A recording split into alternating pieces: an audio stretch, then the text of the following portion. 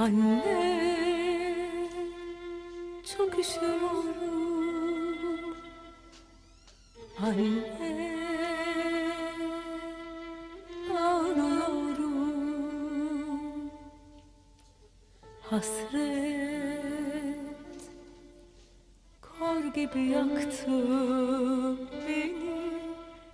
Yangınlarda kalbim yaralı şimdi. Anne, duy sesimi. Anne,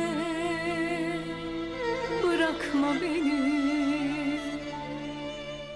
Hayat bir oyun gibi, belki umutlarımız vardı halbuki.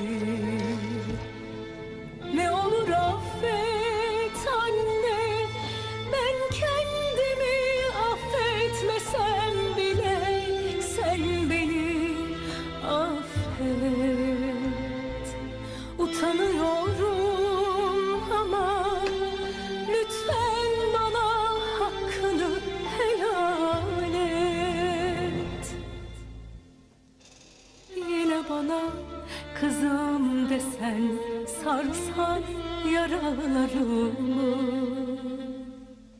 Üşüyorum ah, örtsen ayıplarımı. Yine bana kızım desen, sarsan yaralarımı. Üşüyorum ah, örtsen ayıplarımı. Yine bana kızım desen, sarsan yaralarımı. Üşüyorum ah, örtsen